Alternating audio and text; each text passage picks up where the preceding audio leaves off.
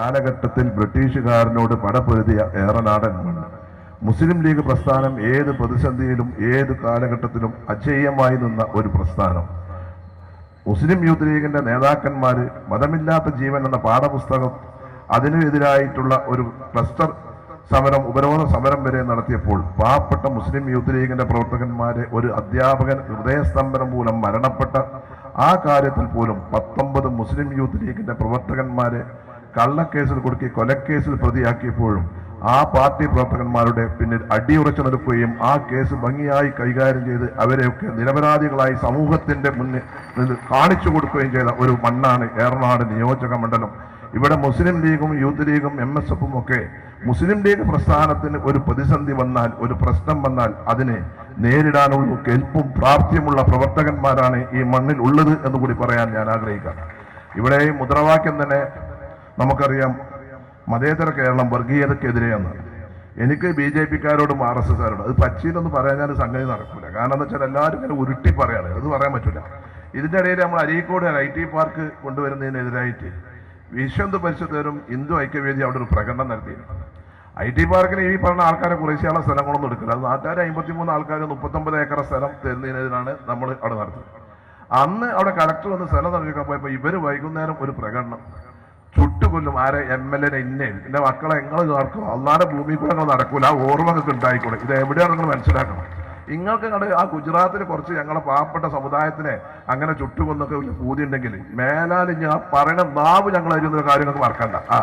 നിങ്ങൾ ഞാൻ പേടിച്ചോണ്ട, ഞാനാ പറയണത്, കുഴപ്പമൊന്നുമില്ല. കാരണം എന്താ പറയുക, ഇവർ എന്താ നിങ്ങൾക്ക് പറയേണ്ടത് ഇതല്ല. BJPക്കാരനും RSSകാരനും അങ്ങോട്ട് പറയാം, എന്ത് തോന്നിയാസം പറയുന്ന. എന്നിട്ട് അത് കഴിഞ്ഞിട്ട് പിന്നെ നേതാക്കന്മാർ വിളിച്ചു പറയാണ് MLA അത് അങ്ങനെയല്ല, അത് 1-2 കുട്ടികളാണ്. അങ്ങോട്ട് ആ കുട്ടികളെ നിലനിർത്തിക്കാണ്ട്. കാരണം നല്ല ഒരു മതേതര കൂട്ടായ്മയിൽ, നല്ലൊരു മതസൗഹാർദ്ദത്തിൽ ബഹുമാനായ UC ഇവിടെ പറഞ്ഞ മാതിരി എല്ലാവരെയും ഉൾക്കൊണ്ടുകൊണ്ട് ഇവിടെ എല്ലാ വിഭാഗം ആളുകൾക്കും വികസനവും അവരുടെയൊക്കെ അടിസ്ഥാന സൗകര്യങ്ങൾക്കും ക്ഷേമ പ്രവർത്തനങ്ങളും ആ സമുദായത്തിൽ തന്നെ, ആ സമുദായത്തിലെ പാവപ്പെട്ട ആളുകൾക്ക് വീടില്ലാത്തത് പോലും ഇല്ലാത്ത ആളുകൾക്ക് പോലും, ഉദാഹരണത്തിന് നമുക്കറിയാം സുബ്രതേ കപ്പൽ ഗോൾ കീപ്പറായിരുന്ന സുജിത്തിന് വീട് നൽകിക്കൊണ്ട് മതേതരത്തിന്റെ പ്രതീകമായി മാറിയ ഒരു പാർട്ടിയാണ് മുസ്ലിം ലീഗ് എന്നുള്ളത് കൂടി നിങ്ങൾ മനസ്സിലാക്കും. അങ്ങനെയുള്ള ഒരു പാർട്ടി ഇവിടെ എല്ലാ വിഭാഗം ആളുകളെയും ഒക്കെ ഒരുമിച്ച് കൊണ്ട് മുന്നോട്ട് പോകണമെന്നാണ്. നമുക്കറിയാം മുസ്ലിം ലീഗിന്റെ ചരിത്രം. ചടയൻ MLA ആക്കി, KP രാമമാസ്റ്റർ MLA ആക്കി, UC രാമൻ വരെ MLA ആക്കി. ഇങ്ങനെ എല്ലാവരെയും ഉൾക്കൊണ്ട് കൊണ്ടുപോകുന്ന ഒരു പാർട്ടി, അവരെയൊക്കെ വിവിധ കോർപ്പറേഷനുകളുടെ ചെയർമാനാക്കി കൊണ്ട് മുന്നോട്ട് പോയ ഒരു പാർട്ടിയാണ് മുസ്ലിം ലീഗ്. ഇവിടെ എല്ലാ വിഭാഗം ആളുകളെയും ഉൾക്കൊള്ളുന്ന ഒരു പാർട്ടിയാണ്. പിന്നെ ഇവിടെ 1-2 വിഷയങ്ങളൊക്കെ നമുക്കുണ്ടായി. ഇപ്പൊ അസംബ്ലിയിൽ ഗവൺമെന്റ് ഭരിക്കണം, എല്ലാവരും മറ്റേ പ്രമേയത്തിനെ ആസ്പദമാക്കി സംസാരിച്ചത് കൊണ്ട് ഞാൻ ആ കാര്യങ്ങൾക്കൊന്നുമില്ല. പിന്നെ ഒരു കൂട്ടർക്കല്ലത് അസംബ്ലിയിൽ എന്തിനാണ് നമ്മൾ മാണിനെ അത്ര താങ്ങിയത്? ഒരു കാര്യങ്ങൾ മനസ്സിലാക്കണം, മുസ്ലിം ലീഗ് പാർട്ടി ഇല്ലെങ്കിൽ ഐക്യ ജനാധിപത്യ മുന്നണി ഗവൺമെന്റിന്റെ ഈ 2015-16 ബഡ്ജറ്റ് മാണി സാറിന് അവതരിപ്പിക്കാൻ കഴിയില്ല. അത് മുസ്ലിം ലീഗിന്റെ അസംബ്ലി പാർട്ടി അംഗങ്ങൾ ഉണ്ടായതുകൊണ്ടാണ് അവതരിപ്പിച്ചത്. പിന്നെ ലീഗിനൊരു പ്രത്യേകത ഉണ്ട്. ലീഗ് ഒരു മുന്നണിയിൽ ആരുടെ കൂടെ നിൽക്കുന്നോ അതിന്റെ 100% വിശ്വാസ്യതയും അതിന്റെ ക്രെഡിബിലിറ്റിയും കാണിക്കുന്ന ഒരു പാർട്ടിയാണ് ലീഗ് എന്നുള്ളത് മനസ്സിലാക്കണം. നിൽക്കുന്നോടത്ത് നിൽക്കും. പ്രതിസന്ധി വരുമ്പോൾ, അവർക്കൊരു വിഷമം വരുമ്പോൾ കൂടെ നിന്നതിന് ശേഷം പാലം ഭരിക്കുന്ന ഒരു പരിപാടി ലീഗിനില്ല. അത് ഞങ്ങളെ കൂടുതലും മറ്റു പാർട്ടിക്കാർക്കുള്ളൂ, ഞമ്മൾക്ക് ഇല്ല എന്നുള്ളതാണ് നിങ്ങൾ മനസ്സിലാക്കേണ്ടത്. നമ്മളെ സംബന്ധിച്ചിടത്തോളം കൂടെ നിൽക്കണം. ഞാനും ഷാജിയൊക്കെ മാണിസാറിന്റെ കൂടെ മക്കളെ ഈ ധനകാര്യമന്ത്രിയുടെ കൂടെ നിന്നിട്ടില്ലെങ്കിൽ ഇതിനെന്തെങ്കിലും കാര്യങ്ങൾ നടക്കും. ഇവരെങ്ങനെ ഈ പറഞ്ഞിറക്കുക എന്നല്ലാതെ. ഇപ്പൊ കമ്മ്യൂണിസ്റ്റുകാരെ സ്ഥിതികൾ ആലോചിച്ച് നോക്കുകയാണ്.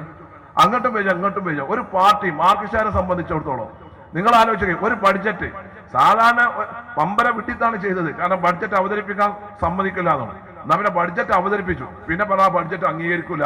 കുടുങ്ങിയില്ലേ? ഉളുപ്പമാണെന്നുണ്ടെങ്കിൽ ഏപ്രിൽ 1 മുതൽ ഇവരൊക്കെ MLAയും മറ്റേ പ്രതിപക്ഷ നേതാവിന്റെ ഒക്കെ ശമ്പളവും ആ TM വാങ്ങേണ്ട ആവശ്യമുണ്ടോ? കാരണം ആ ബഡ്ജറ്റ് അവതരിപ്പിച്ചതുകൊണ്ടല്ലേ ഈ ഏപ്രിൽ 1 മുതൽ ഈ ശമ്പളവും കാര്യങ്ങളൊക്കെ വാങ്ങുന്നത്. നിങ്ങളത് ആലോചിച്ച് നോക്കി. അത് കഴിഞ്ഞിട്ടോ ആ ബഡ്ജറ്റ് അവതരിപ്പിക്കലാണ്. ഞാൻ ബഡ്ജറ്റിന്റെ സ്കൂളിന്റെ അത് ആ സബ്ജക്ട് കമ്മിറ്റിയിൽ ഇവർക്ക് പങ്കെടുക്കാൻ കഴിയുന്നില്ല. അതിപ്പോ ബഹിഷ്കരിച്ചു. ഇനി ജൂൺ ജൂലൈ മാസങ്ങളിൽ ഈ 32 വകുപ്പുകൾക്കും ധനാഭ്യർത്ഥനകൾ വരുമ്പോൾ അതിന്റെ ഡിമാൻഡ് ചർച്ചയിൽ ഇവർക്ക് പങ്കെടുക്കാൻ പറ്റില്ല. ഇവർ നല്ലൊരു കുഞ്ഞിനായും കൊടുക്കല്ലേ കുടുങ്ങിക്കണം. നിങ്ങൾ ആലോചിച്ച് നോക്കാണ്. ഒരു ബഡ്ജറ്റ് അവതരിപ്പിച്ച് ആ ബഡ്ജറ്റ് അംഗീകരിക്കൂല. അതുകൊണ്ട് ഞമ്മക്കുള്ള സുഖം അറിയും. ഞാൻ 72 ആൾക്ക് കിട്ടുമല്ലോ, ബാക്കി 68 ആൾക്ക് ഒരു ഫണ്ടും കൊടുക്കണ്ടല്ലോ. വരണ്ടൊക്കെ വരാം. നമ്മളെ സംബന്ധിച്ചിടത്തോളം ഒന്നുമില്ല, നിങ്ങൾക്ക് തന്നെ അറിയാം. നമുക്കെല്ലാം കിട്ടിയിരിക്കണം. നമുക്ക് ഞാൻ കിട്ടാനൊന്നും ബാക്കിയൊന്നുമില്ല. നമുക്ക് അത്യാവശ്യം കാര്യങ്ങളൊക്കെ ആയിട്ടുണ്ട്. അപ്പൊ നമ്മളെ സംബന്ധിച്ചിടത്തോളം ഒരു മുന്നണിയിൽ ഒരു സംവിധാനം പിന്നെ മാർക്കഷേർക്ക് എന്താ ഉള്ളത്? മുസ്ലിം ലീഗിന് ഒരു രാജ്യസഭാ സ്ഥാനാർത്ഥിയെ നിർത്തി, ഒരു പാർട്ടിയുടെ സ്ഥാനാർത്ഥിയെ നിശ്ചയിക്കേണ്ട ആ പാർട്ടിയാണ്. അത് പിന്നെ വഹാബ് സാഹിബിനെ കൊടുത്തപ്പോഴാണ്. ഞാൻ ചോദിക്കട്ടെ കമ്മ്യൂണിസ്റ്റുകാരെ, ഈ വഹാബ് സാഹിബിന്റെക്ക് നല്ല നിങ്ങൾക്ക് തോലുണ്ടോ? 96-97 കാലഘട്ടത്തിൽ ഗൾഫിൽ പോയി കണ്ട് പിണറായി വിജയൻ അന്ന് സംസ്ഥാന സെക്രട്ടറി ആയപ്പോൾ കൈരളിയുടെ ആദ്യ ചാനൽ തുടങ്ങാൻ വേണ്ടി വഹാബിന്റെ കയ്യിൽ നിന്ന് 50 ലക്ഷം റുപ്യ ആയിക്കണ്ട് വഹാബിനെ ഡയറക്ടർ ആക്കിയ ആൾക്കാരല്ലേ നിങ്ങൾക്കത് പറയാൻ പറ്റുമത്? പിന്നെ നിങ്ങൾ ഈ പൈസക്കാരെ പിന്നാലെ പോയില്ല എന്ന് പറയും. ഇവിടെ എല്ലാവരും പൈസക്കാരാ. ഒരു കാലഘട്ടത്തിൽ ആരാന്റെ വിറകുവെട്ടികളും വെള്ളം കോരികളുമായിരുന്ന ഏറനാടിനും മലബാറിലും ഉണ്ടായിരുന്ന ആളുകൾ, നമ്മുടെ മക്കളെ രക്ഷിതാക്കളെ അല്ലെങ്കിൽ വാപ്പാര് അല്ലെങ്കിൽ സഹോദരന്മാര്, അവരൊക്കെ ഗൾഫിൽ പോയി അധ്വാനിച്ച് അവരൊക്കെ ഒരു പണം ഉണ്ടായിരുന്നുണ്ട്. ഞാൻ ചോദിക്കട്ടെ, അങ്ങനെയാണെങ്കിൽ മാർക്കിഷാരോട് ഞാൻ ചോദിക്കട്ടെ, മാസം 90 ലക്ഷം മുതൽ 1 കോടി രൂപ വരെ വരുമാനമുള്ള അബ്ദുറഹ്മാനെയാണ് അന്ന് പൊന്നാനിയിലെ ബഷീർ സാഹിബിനെതിരെ സ്ഥാനാർത്ഥിയാക്കി. അബ്ദുറഹ്മാന്റെ ഏർപ്പാടെന്താ? സൗദി അറേബ്യയിലും UAE-യിലുള്ള സിഗരറ്റിന്റെ ഹോൾസെയിൽ ഏജൻസിയാണ്. ആ അബ്ദുറഹ്മാനാണ് CPM സ്ഥാനാർത്ഥിയാക്കി കണ്ട് വോട്ട് പിടിച്ചത്. പിന്നെ പറയണത് ആ ഒരു 90 അച്യുതാനന്ദൻ ഉണ്ടല്ലോ, അയാൾക്ക് പിന്നെ തൊള്ളക്ക് ലൈസൻസ് ഇല്ല. അയാൾ എന്താ പറഞ്ഞത്? പണക്കാരനെ സ്ഥാനാർത്ഥിയാക്കി. 5 ആളുകളെ സ്വാശ്രയ വിദ്യാഭ്യാസ സ്ഥാപനങ്ങൾ അനുവദിക്കുന്നതിനെതിരെ MP രാഘവനെതിരെ സമരം ചെയ്ത് 5 ആളുകളെ കുരുതി കൊടുത്ത് DYF പ്രവർത്തകന്മാരെ കുരുതി കൊടുത്ത CPM-കാരനാണ്, CPI-കാരനും കൂടിയിട്ടാണ് പിന്നെ ബെനറ്റ് എവിടെ തിരുവനന്തപുരത്ത് സ്ഥാനാർത്ഥിയാക്കിയത്. 127 കോടി രൂപയാണ് അയാൾ ആസ്തി. അപ്പൊ അയാളുടെ തെരഞ്ഞെടുപ്പ് പ്രചരണം ഉദ്ഘാടനം ചെയ്തത് ആരാ? VS അച്യുതാനന്ദനാണ്. ഞങ്ങളെ സംബന്ധിച്ചിടത്തോളം 2004 രാജ്യസഭയിലേക്ക് വഹാബ് സാഹിബിനെ സ്ഥാനാർത്ഥിയാക്കി. നമുക്കറിയാം PV അനീകുട്ടി സാഹിബിന്റെ മകനാണ് വഹാബ് സാഹിബ്. വളരെ പാവപ്പെട്ട ആളായിരുന്നു. വഹാബ് സാഹിബ് കൊണ്ട് തൊഴിലും കാര്യങ്ങളും ഇല്ലാത്തതുകൊണ്ട് ഗൾഫിൽ പോയി അള്ളാന്റെ അനുഗ്രഹം കൊണ്ട് 10-30 കൊല്ലം നിന്നുകൊണ്ട് അദ്ദേഹം ഉന്നതിയിലെത്തി. അദ്ദേഹം മുസ്ലിം ലീഗായിരുന്നു. മുസ്ലിം ലീഗിന്റെ വാളണ്ടിയറായിട്ട് ജാഥ നയിച്ച വ്യക്തിയായിരുന്നു. അത് കഴിഞ്ഞ് അദ്ദേഹത്തിന്റെ പ്രവർത്തനം കൊണ്ട് പിന്നീട് അത് സംസ്ഥാന മുസ്ലിം ലീഗിന്റെ സെക്രട്ടറിയായി. ആളുകളെ പല ആൾക്കാരും ഒരു സീറ്റിന് പരിഗണിക്കും, എല്ലാവർക്കും കിട്ടിക്കോണമെന്നില്ല. അതിന് പാർട്ടി ഒരു തീരുമാനമെടുത്തു. ആ തീരുമാനം പ്രഖ്യാപിക്കാനുള്ള അധികാരം പാണക്കാട് തങ്ങൾക്കാണ്. അതിന് കമ്മ്യൂണിസ്റ്റാണ് നിങ്ങൾ കണ്ണിന് സുർമയാണ് ഇട്ടണി മൂപ്പരെങ്കിൽ രാജ്യസഭ MP ആകുമ്പോൾ. എനിക്കറിയാം നിങ്ങൾ അയാൾ പിന്നാലെ നടക്കുന്നില്ലത്. നിങ്ങളെ സംബന്ധിച്ചിടത്തോളം എന്തെങ്കിലും ഒരു നയമുണ്ട് ഒരു പാർട്ടിക്ക്? അസംബ്ലിയിൽ അവർ പറഞ്ഞെന്താ? ഒരു പ്രതിപക്ഷ നേതാവ് ലൈംഗികമായി വനിതാ മെമ്പർമാരെ പിടിച്ച് അവിടെ ഏർപ്പാടാണല്ലോ നിങ്ങൾ പറഞ്ഞിട്ട് ഒരു പച്ചയിൽ എല്ലാവരും ലൈവ് കണ്ടതന്നെ. നിങ്ങളൊന്ന് ആലോചിക്കണം, ഒരു പാർട്ടി 4 പെണ്ണുങ്ങളെ മുന്നിക്കാണ്ട് നിർത്തിക്കാണ്ട് പിന്നെ അവരെ ആക്രമിക്കാം. മനുഷ്യനെ കണ്ട് ആക്രമിക്കാൻ എന്താ പിന്നെ എന്താ കാട്ടുക? ആ കടിക്കാത്തൊക്കെ ഇനി അത് പഠിച്ചോ കാത്ത് ആരങ്ങൾ അല്ല ഞാൻ പറയാം. നിങ്ങൾ ആലോചിച്ചോക്കി, അതിനൊരു പ്രശ്നങ്ങൾ നിങ്ങൾ ആലോചിച്ചോക്കി. ഞാൻ അങ്ങനെ ആലോചിച്ചു പഠിച്ചോ, ഞാൻ ആ സമയത്ത് എത്തിക്കാത്ത വലിയ ഭാഗ്യം. ഇതാണ് എന്റെ സ്ഥിതി. അപ്പൊ നമ്മളെ സംബന്ധിച്ചിടത്തോളം നമ്മളെ പാർട്ടിക്ക് തീരുമാനങ്ങളും കാര്യങ്ങളൊക്കെ ഉണ്ട്. പാർട്ടിയുടെ നേതൃത്വം ഒരു തീരുമാനമെടുക്കും, ആ തീരുമാനമായിട്ട് മുന്നോട്ട്. നമുക്ക് അങ്ങനെ പാളിച്ചകളും കാര്യങ്ങളും ഒന്നും പറ്റിയിട്ടില്ല. പാർട്ടിയിൽ പൈസ കണ്ടു. നിങ്ങൾക്കറിയാം, നിങ്ങളുടെ പ്രിയങ്കരനായ എന്റെ വന്യനായ പിതാവ് CD ഹാജി ചാലിയാറിന്റെ തീരത്ത് ദർപ്പം കുത്തി നടക്കുന്ന വത്തായക്കോടൻ CD കോയ അദ്ദേഹം സ്വയം പ്രയത്നത്താൽ അധ്വാനിച്ച് പിന്നീട് മുസ്ലിം ലീഗ് രാഷ്ട്രീയത്തിന് കൂടുന്നത് CD ഹാജിയായി. അദ്ദേഹത്തെ ഈ പാർട്ടി 14 കൊല്ലം 15 കൊല്ലം അദ്ദേഹം MLA ആയി, മുസ്ലിം ലീഗിന്റെ സംസ്ഥാന സെക്രട്ടറിയായി. പാർട്ടിയിൽ പല ആളുകളുണ്ടാവും, എല്ലാവരും ഉന്നതിയിലെത്തും. ഇപ്പൊ അദ്ദേഹം ആ കാലത്ത് CD ഹാജി ആയിക്കൊണ്ട് അദ്ദേഹത്തെ സീറ്റ് കൊടുക്കേണ്ട പറയാൻ പറ്റുമോ? ആളുകളുടെ പ്രവർത്തനം മികവും നോക്കിക്കൊണ്ട് കാര്യങ്ങളൊക്കെ പാർട്ടിക്ക് തീരുമാനിക്കേണ്ടി വരും. അല്ല എന്താ നമ്മൾ പിരിവച്ചിട്ടുണ്ട് പൈസക്കാരോടൊക്കെ? അത് പണം അല്ലത്, ആളുകളുടെ പ്രവർത്തനം മേഖല കാര്യങ്ങൾ. പാർട്ടി ഒരു തീരുമാനമെടുക്കുമ്പോൾ പല ഘടകങ്ങളും ആലോചിക്കും. ചിലപ്പോൾ നമ്മൾക്ക് തോന്നുന്നു നമുക്ക് ഇഷ്ടപ്പെടാത്ത തീരുമാനങ്ങളായിരിക്കും, പക്ഷെ അതിന്റെ ഗുണങ്ങൾ പിന്നീടായിരിക്കും നമുക്ക് മനസ്സിലാകുക. അത്രേ ഉള്ളൂ, മനസ്സിലാക്കിയാൽ മതി. നമ്മളെ സംബന്ധിച്ചിടത്തോളം, ഏറനാടിനെ സംബന്ധിച്ചിടത്തോളം മുസ്ലിം ലീഗ് ഇവിടെ മലപ്പുറം ജില്ലാ മുസ്ലിം ലീഗ് കമ്മിറ്റി യുവജനയാത്ര നടത്തി, വളരെ ഗംഭീരമായി നമ്മൾ നടത്തി. ഇന്ന് നമുക്കൊക്കെ അഭിമാനത്തോട് പറയാം, നിങ്ങൾ ഇവർ എന്തൊക്കെ പറഞ്ഞാലും ഇവരെല്ലായിടത്തും പോയിട്ട് എല്ലാവർക്കും ഉഷാറായി എന്ന് പറയും, അത് വേറെ വശം. പക്ഷേ 16 മണ്ഡലത്തിലും ഏറ്റവും ഗംഭീരമായത് ഏറനാട് മണ്ഡലം തന്നെയാണെന്നില്ല ഈ 16 മണ്ഡലത്തിലെ കണക്കറിയാം. പിന്നെ അത് കുറച്ച് നന്നായത് ഒന്ന് കുഞ്ഞാഴ്ചാവിന്റെ മണ്ഡലത്തിൽ വേങ്ങരയും ഒന്ന് കൊണ്ടുപോട്ടിയ ഓരോ മേലെയാണ് നമ്മൾ നിങ്ങൾ ഉറപ്പിച്ചോളി. ഒരു കുഴപ്പമുണ്ടായില്ല എല്ലാം കൊണ്ടും. ഇവർ പറഞ്ഞ ജാതിയിലെ ഒന്നാമത് ഞാൻ സുബേറിനെയും സാദിഖിനെയും കാണുമ്പോൾ ഒരു ശാസ്ത്രീയത്തിന്റെ ആൾക്കാരാണ്. ഒരു ശാസ്ത്രീയം, ഞാൻ പ്രാക്ടിക്കലാണ്. അങ്ങനെയാണ് ഇതിന്റെ ഒരു ഇത് ഒരു രണ്ടാണ് ഞാൻ എപ്പോഴും പറയുന്നത്. അതിന്റെ ആ ശാസ്ത്രീയത്തിൽ ഇപ്പൊ ഗഫൂറിനൊക്കെ അത് ഇതിലായിക്കോട്ടെ വെച്ചാൽ അത് പ്രകാരം നടത്തിയ ഒരു തർത്തീബിൽ നടത്തിയ ഒരു സമ്മേളനം. അതിനൊരു കുഴപ്പമുണ്ടായിട്ടില്ല.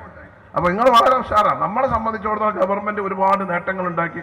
ഈ ഗവൺമെന്റ് ഐക്യ ജനാധിപത്യ ഗവൺമെന്റ് മുസ്ലിം ലീഗിന് അധികാര പങ്കാളിത്തമുള്ള ഈ ഗവൺമെന്റ് ഒരുപാട് വികസന പ്രവർത്തനങ്ങളും ഒരുപാട് ക്ഷേമ പ്രവർത്തനങ്ങളും എല്ലാ മണ്ഡലങ്ങളിലും നടന്നു. നമുക്ക് ഇല്ല ഏറനാട് മണ്ഡലക്കാർക്കും ചെന്നത് എനിക്കറിയാം 10-20 കോടി റുപ്യയും കൂടി റോഡിന് കിട്ടിയപ്പോഴത്തെ പ്രശ്നങ്ങളും തീർന്നു. അതിനൊന്നും വിഷയമല്ല. ഇനി താങ്കൾ MLA ഒരു ഒറ്റ മിനിറ്റ് ബഹുജന സമ്പർക്ക പരിപാടി നടത്താൻ പോവാണ്. കേരളത്തിൽ ആദ്യമായിട്ടാണ് MLA ഓൺലൈനിൽ അപേക്ഷ സ്വീകരിച്ചുകൊണ്ട് ബഹുജനങ്ങളുടെ പ്രശ്നങ്ങൾക്ക് പരിഹാരം കാണുന്നതിന് വേണ്ടി ഈ മാസം 23-ാം തീയതി ഒരു ബഹുജന സമ്പർക്ക പരിപാടി.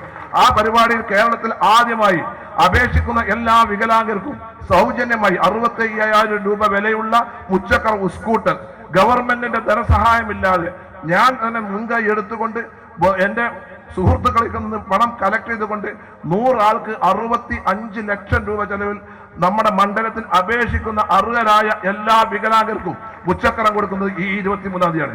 കേരളത്തിൽ ആദ്യമായി 140 നിയോജക മണ്ഡലങ്ങളിൽ എല്ലാ വികലാംഗരായ ആളുകൾക്കും സ്കൂട്ടർ ലഭിക്കുന്ന ഒരു മണ്ഡലമുണ്ടെങ്കിൽ അത് ഈ 23-ാം തീയതി ഏറനാട് നിയോജക മണ്ഡലമാകാൻ പോവുകയാണെന്ന് കൂടി പറയാൻ ആഗ്രഹിക്കാം.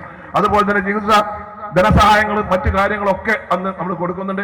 3800ഓളം അപേക്ഷ കിട്ടി. ഈ തരാത്ത ആളുകൾക്ക് അന്ന് ഒരു ആരോഗ്യ കുറച്ച് അപേക്ഷ സ്വീകരിക്കും. അങ്ങനെ പരിപാടി കുറ്റം നമ്മുടെ ഇവിടെ നിൽക്കുന്ന സാധാരണക്കാരായ ആളുകൾക്ക്, പ്രയാസം അനുഭവിക്കുന്ന ആളുകൾക്ക്, വീടിന്റെ നമ്പർ കിട്ടാത്ത അല്ലെങ്കിൽ APL കാർഡ് BPL ആകാത്ത ഇങ്ങനെ പല പ്രശ്നങ്ങൾ, ചികിത്സാ ധനസഹായം കിട്ടാത്ത, അതുപോലെ വിദ്യാഭ്യാസ വായ്പ എടുത്ത് ആരെങ്കിലും ഉണ്ടെങ്കിൽ അതിന്റെ പലിശ മുഴുവൻ ഒഴിവാക്കി മുതലടക്കുകയാണെങ്കിൽ സെറ്റിൽമെന്റ് എല്ലാ ബാങ്കുകാരെ വിളിച്ചിട്ടും അന്ന് അദാലത്ത് നടത്തി തീർത്തു തരും. ആരെങ്കിലും അന്ന് പറഞ്ഞിട്ട് അത് കഴിഞ്ഞിട്ട് ആ വണ്ടി പോയിട്ട് പിന്നെ പറയരുത്. അത് ഞാൻ അപ്പം തന്നെ പറഞ്ഞുതരാം.